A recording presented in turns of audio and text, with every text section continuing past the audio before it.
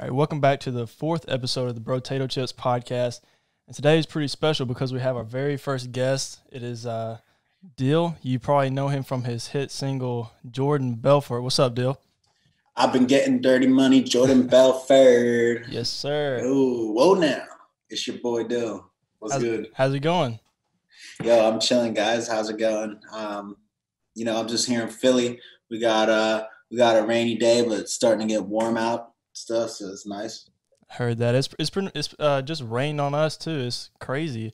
It was very beautiful all day, but then the bottom just fell out. But how's Corona treating you? Like, you staying safe out there? Yeah, just locked up in the house, working on hella new music, just grinding on social media as I always do, just promoting my album and all that. And yeah, I mean, it's been fun. It's been pretty boring just being stuck in the house, and it's definitely slowed me down because I got music videos and stuff that I'm working on. Yeah. But at the same time, just trying to refocus and like work on, music and TikTok and other different things, So you're going hard on TikTok right now? Yeah, man, I've been working on it a little bit. I'm pretty new on TikTok, but I post all my stuff on there and I get my songs on there, and I've got some pretty good dances coming out. So, TikTok for me is just another platform that I want to put my music on. And, it's hot right now, so I got to stay with what's hot. Oh yeah, for sure. For sure. You said you've been working on a new album recently? Yeah, I'm working on a new album. I'm still promoting my last album, Crypto Rich, of course, on TikTok and Spotify and all that. But I'm also working on a new project that's going to drop this summer.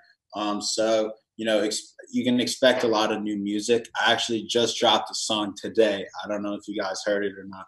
Yeah, I gave it a quick little listen, but I didn't listen to it too long. But it sounded really good. It was what was it called? Big Facts. Yeah, it's that Big Facts song. Yeah, we should run it here for a sec. Do like a little reaction or something. Oh yeah. But I haven't heard it at all yet. Is it on YouTube? Yeah, it's on YouTube. It's on Spotify, Apple Music, all that. It's on TikTok. But yeah, no, this is a big drop. Like, it's the start of me dropping a lot of new music. It's just a quick little song. It's under 2 minutes, but the hook goes real hard, and I think it's going to be good for TikTok. So I've already got some TikTokers that made dances and stuff to it, even though it just came out. We've only got like 3 or 4 videos, but it came out today. So that's dope. Yeah, that's pretty cool. You can give it a quick little listen, real quick. We're not gonna get banned, are we? No, absolutely not. All right, you got my permission. Here you go. It's lit.org record label permission. Let's play it. Here we go.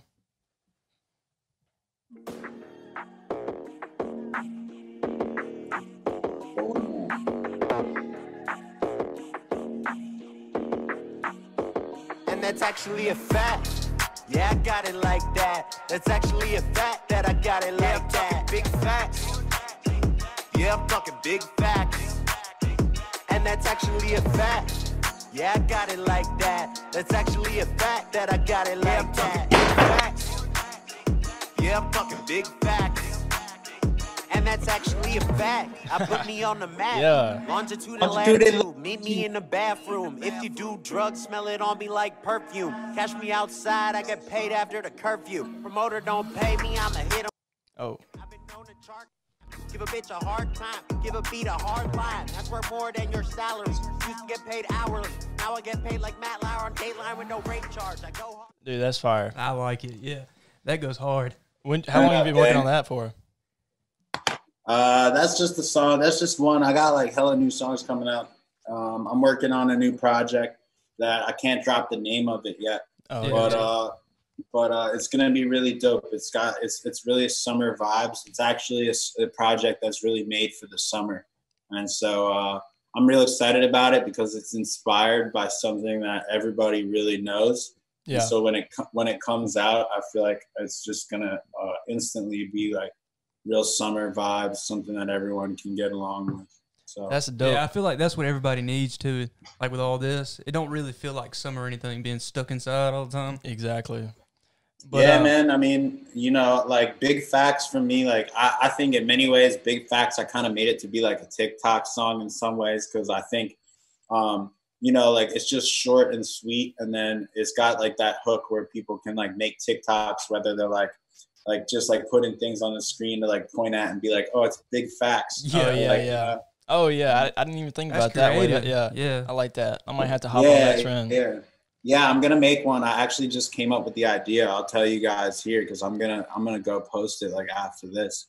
But it's gonna be like, I'm gonna be like, people think I didn't do all of this by 25, and it's gonna be like, sold 2 million records, graduated college, finance degree, made over $1 million investing, started a nonprofit foundation, all this shit. Hold up, you're under 25?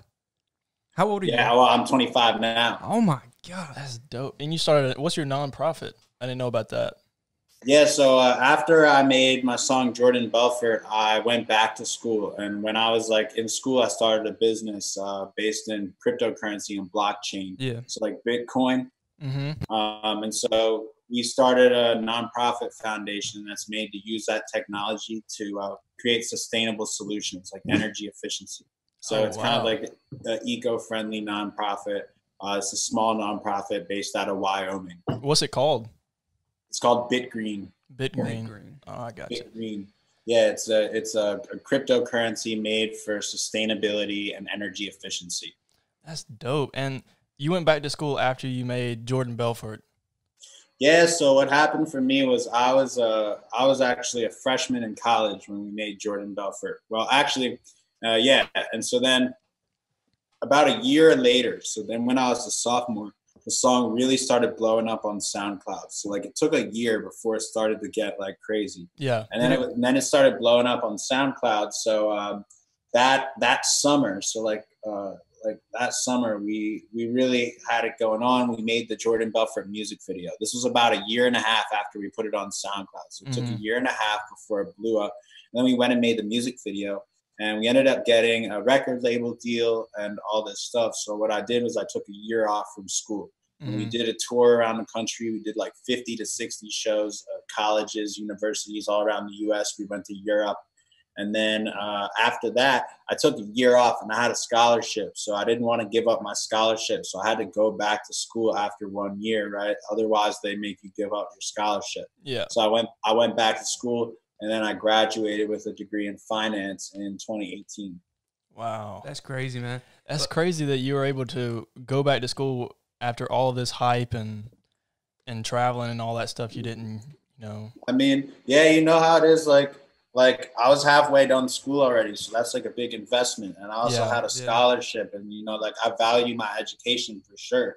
And then there's the other side of it where it's just like, you know, my parents were on my ass. Yeah, I was going to ask, how are your parents feeling about that? You know, my parents are like, you know, we put you through college. And I obviously, you know, I'm grateful for that, because it's like not everyone has the opportunity to go to college. And so, like, I think it's all worked out really well. We're like, yeah, I had to lose a little bit of momentum by taking time off from music. But now I have my degree. And I'm able to just focus on what I want to do now. So all I'm doing now is my cryptocurrency blockchain stuff a little bit during the day. That's pretty much what I do during the day. And then like on my free time, I work on all my music and stuff. Oh, that's what's up, man. That's dope. Let me going back to when you said that it blew up, the Jordan Belfort song. Yeah. Like, was you known before then? Like, did many people know you? No, not at all. Me and Wes Walker, we're both just two guys from Philly. You know, we grew up outside Philadelphia. We became friends in like middle school, so we've been friends forever. And then when we both like went to college, and then it was literally we came back on winter break. So we would always freestyle. And Wes had like a SoundCloud because he was, you know, did a little bit of producing, and we actually were always into music. So in high school, we ran a DJ company. So Wes was a DJ and I did like the web design and all of the like kind of marketing stuff. And basically what we did was we did do like local events, like school dances and stuff. And we would get, you know, we basically got the equipment and we would get together like dancers sometimes to like come and dance with the people and like give away, you know, order like prizes and all that stuff that you give away if you're, you know, a DJ. So that was our first like business really, and that was already in music. So we kind of did like, you know, the freestyling for fun, whatever, like chilling. Like we've been doing that for years. And then we decided to record some music. And I think like that freshman year is when we came back for winter break. We were just chilling and we recorded this song, Jordan Belfort. It was right after the movie came out, Wolf of Wall Street. Mm-hmm. Yeah. And so we just were chilling and recorded the song Jordan Belfort. And that's just how it all started. And we just put it on SoundCloud. And, you know, for like a year, we would show it to people and we were just kind of like, yeah, this is like one of the better songs we have, but it was nothing special, like maybe a couple thousand plays, like nothing really happened for a long time. Yeah. And so, yeah, I mean, then like the whole story from there, just everything took off. And actually it got all the way to the point where, I don't know if you guys saw this, but I was on Jordan Belfort, the real guy, it's his podcast. Yeah, I was going to ask you about that. I recently watched the video. And he got talking about how you basically kind of got screwed over by that record label. Yeah, I mean, it is what it is. Like, I don't know if we got screwed over. We got a deal that probably wasn't the best deal for us because that song was just doing so well independently. So, you know, whatever, that's kind of the stuff that happens when you work with a record label. And it's just things are changing now. Like nowadays, I mean, I think you guys understand this a little more. Like, there's just different ways to do it now. It's like TikTok, Spotify, and all these things. Like back when Jordan Belfort started popping off, there was no TikTok. Spotify was barely even real. Like nobody was making money on Spotify. Like SoundCloud had just come out, and people were starting to like blow up on SoundCloud, but it wasn't even known yet like how you would make money off SoundCloud. Like it's kind of like how TikTokers are blowing up now. Yeah. And like, you know, it's kind of like some people are able to make money off TikTok, but most people are just blowing up, and it's not really clear yet how most TikTokers are going to make their money. It's a very strange way and weird way to monetize, and I'm not really too sure how you monetize on SoundCloud. Can you elaborate on that? Yeah, well, yeah. So the same thoughts that you're having right now are like the thoughts that back then people were having like 10 times. Like, you know, now it's kind of like, I don't understand how people are going to monetize on TikTok. Well, like back then it was like, I don't even understand how people are going to monetize with SoundCloud or streaming. Like people were like, back then it was like, I don't even understand how people are going to monetize with Spotify, because back then it was just like the only information that was out there was that Taylor Swift was complaining about Spotify not paying artists enough. And so yeah, anyway, basically, we were selling a lot of records independently, and that was really dope. And we ended up taking a record label deal, and they definitely helped out the record a bit, but they didn't do that much for us. Yeah. And it probably we would have made more money if we stayed independent. And, you know, we just put a lot of faith in them to really help us. But then we learned the hard way that you need to have the whole formula yourself. You know, a record label pretty much can just give you money. They're not going to give you some kind of secret sauce or help you make a hit record. You still need to know how to make the hit record yourself. All they can do is give you a little bit extra money to support it. So, you know, that's important to know. And we learned about that. But yeah, I mean, it's all working out. Like now I'm releasing all my stuff independently, and, you know, the difference is that now I think what you guys understand a little more, just because of the way you've grown up more with TikTok and stuff, is like you can have TikTok and get a lot of viewers on there and just migrate them over to like Spotify or something like that. And these days it's well known that you can make a lot of money on Spotify. Like I'm telling you, back then nobody knew that, so it was like not even a proven thing. Yeah, what's it like? $4,000 per million streams. Is that about right? That's a decent estimate. I mean, it depends what kind of quality streams you get. Anywhere from the minimum quality streams would be like $2,200, $2,200 for a million. Yeah. The highest quality streams could be up to like $10,000 for a million. If you get like a million streams on Tidal or Apple Music. I didn't realize how much that was, because you'll see these songs have like 200 something million streams. That's like ridiculous money. Yeah, that's $1 million. That's for one song. That's crazy. And that's the type of numbers that Jordan Belfort was doing at one time, right? Yeah, I mean it's at over 100 million on Spotify now. But you know, keep in mind that we had to work with a record label on that, so they take a really big cut. But basically all my other music's starting to do well. I've got my song "Hey What's Up Hello" that's at 1 million now, and like really what I've learned is that 1 million is where it like really starts catching on. Like 1 million is where a song gets started. So hopefully after that, it gets a lot more from there. But yeah, I mean, you see songs that are just blowing up like crazy these days, and as long as the artists are collecting most of that money, they make a lot. Yeah, and I feel like TikTok's helped that out a lot because, you see people just going around dancing nowadays. Yeah, and just singing songs that you hear off TikTok. Yeah, there's so many songs that have been made from TikTok that came from nothing. I mean, it's just it's just crazy how this app can, it's smart marketing. Really. Yeah. Yeah. I mean, I'm into it. Like I came into the middle on TikTok. I'm bigger on Triller. On Triller, I have like 50,000 followers, and Yeah.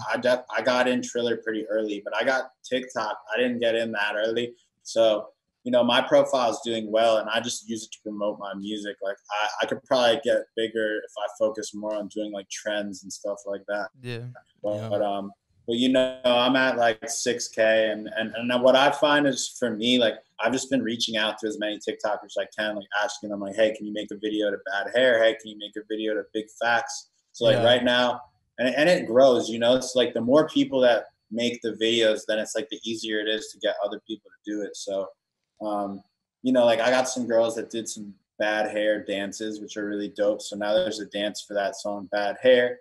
And like Big Facts just came out, and there's going to be some dope ideas for that. So it's all just slowly building, It's like, it's like that, what I learned with Jordan Belfort. Like it takes 1.5 years for one song to just start getting popular. And then it takes, it takes probably 2 to 3 years for that song to start to become like a real hit.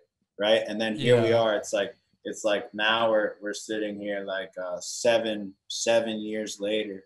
And now it's like a certified platinum, but like, it took all that time to, it's an old song, but it's still kind of relevant. Like people still bump with it. Yeah. Especially in like the college scene. Yeah. Because like at bars and stuff like that, I feel like it's played a lot. Exactly. Yeah. Yeah. Especially down there in Alabama. I know that was big in the South. Oh yeah, it for was sure. Really popular in the South. I remember sitting in my truck, my brother showed me it, and I would just play it time like over and over again because like it was so like because it was just so different at the time. There was no other song like that. And yeah, that's dope. And just the story behind Jordan Belfort too. Yeah, and like with the movie just coming out and everything. Yeah, but yeah, I mean, timing was a big part of it. I think the timing with the story, like you guys, it's like, to put it in TikTok terms, it's like when you make the original video. It's like we made the original song about that Jordan Belfort. So it's like the first like any music result. So then it was even probably one of the first things in Google other than what the movie team and Jordan Belfort himself put out there. So timing was everything. Was that on purpose or was that kind of accidental? It just happened like that?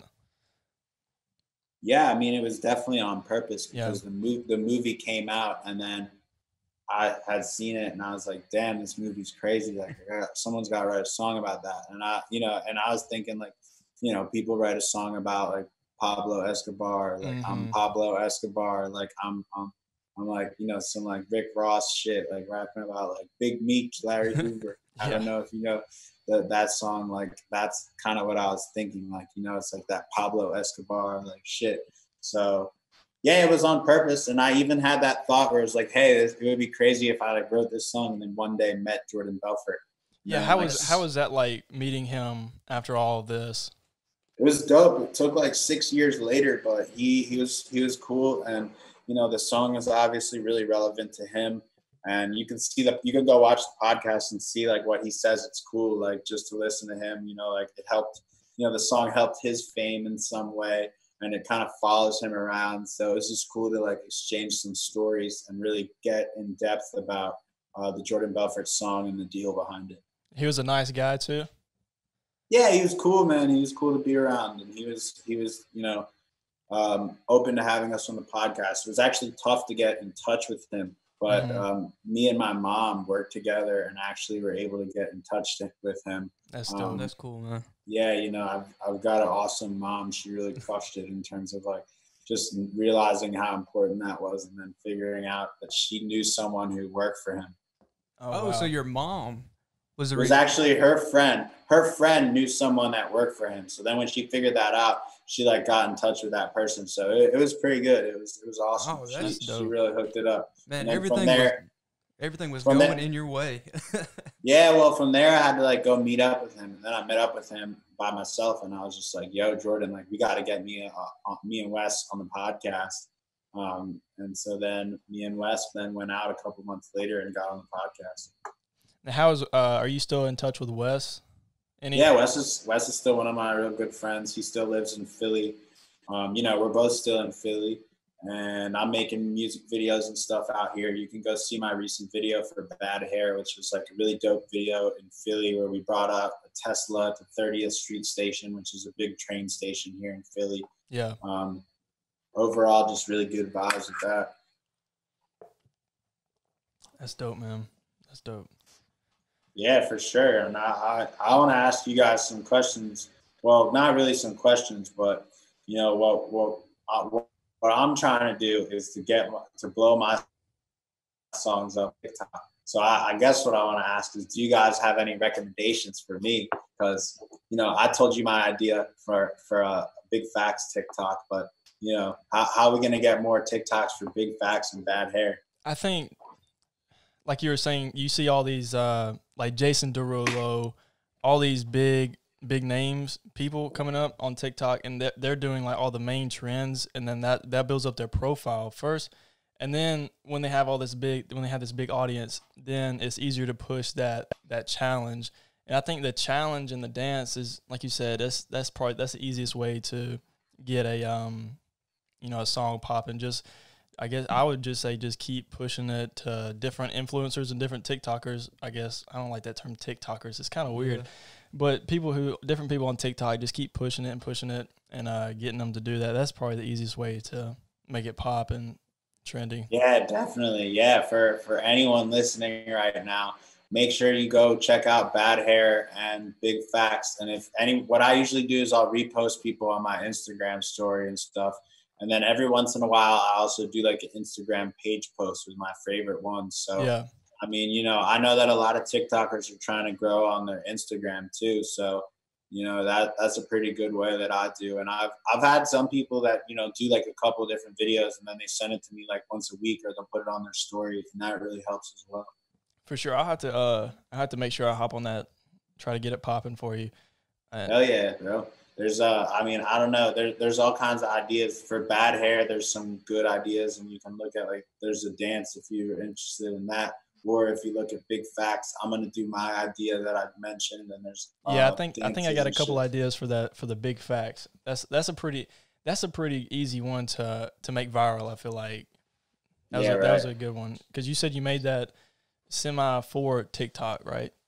Yeah, definitely. Like the Big Facts part, I think it would be good for like, I could see it be for like some like dating advice shit, or like some like fuck boy shit where it's like fuck boy Big Facts, or like dating like Big Facts, or like things you shouldn't say to your girlfriend, or like you know, these are just random ideas, like anything that's Big Facts. Yeah, for sure. Yeah, like I said, that's a smart marketing move right there. Quarantine Big Facts. Yeah. Coronavirus Big Facts. Speaking of smart marketing moves, did you said, when I know we keep going back to Jordan Belfort, but that's all good. When you said that you just started showing it to everybody, was there any other, you know, marketing move that was very strategic and different than just showing it to multiple people and having them share it, or was there something else that you did to help push it more? Nah, I mean, it was mostly organic. I would say, you know, learn as much as possible about marketing. You know, the environment's different now, but I was always trying to do some little thing. So, yeah, you know, but there was nothing like special that I did, other than like I probably used whatever little bit of money I had at the time to like promote it somehow and all that. So, you know, what I have to say is just keep experimenting with like using your money carefully to promote stuff, because it does take money to really promote shit and make it all work. But mostly just focus on making good content and making good content cheaply. And like you're saying, like the approach of like, just do like, for example, like if you want to be a music artist, like it's pretty much a proven trend, right? Like what you can do is you can just go do TikTok trends and like build up your audience and then start releasing music. Like, so what I have to say is, definitely use those approaches, and like, don't be afraid to just go for that and use the standard stuff that's working, like TikTok. Yeah, exactly. Earlier you said something about when you were talking about your nonprofit, you said you're pretty big into investing your money and all that stuff. Yeah, that's right. I do investing in cryptocurrency and Bitcoin. Mm-hmm. I got into that originally after the Jordan Belfort song blew up. I had a little bit of money. I was looking for stuff to invest in. And so I learned about Bitcoin and blockchain, and I decided that it was a good investment. And I got in and made some money with it. And I ended up starting a business based on the technology. So your investing is just dealing with Bitcoin and all that stuff. Yeah, well, there's the technology behind Bitcoin is called blockchain, and that's part of what's really valuable about it. Yeah. And so I started out just investing in Bitcoin, but now investing in Bitcoin is just a very small part of what I do. I help businesses learn about the technology and how they can use it to help their business. So right now, what we're doing is we're putting real estate on the internet. So basically, we're creating blockchain tokens which represent real estate. So right now, when you want to buy a real estate property, it's all done on like paper and pen. Like you have a deed, like a land deed. We're putting it online, just like how stores like shopping went online. Now it's going to be like real estate shopping is going to be online. So you think everything will be online in a few years? Like you'll buy everything online? Pretty much. I think everything's headed that way, don't you? Yeah, I agree. I didn't even think about putting houses online. That's pretty cool. Yeah, me either. Man. Yeah. It's a form of digital ownership. So that's what crypto is all about. It's about putting money online, like digital wallets and everything like that. So instead of having your regular wallet and the cash in your pocket, you have a digital representation of that, kind of like an app on your phone or whatever. Yeah, exactly. I don't think a lot of people understand, like when they hear Bitcoin,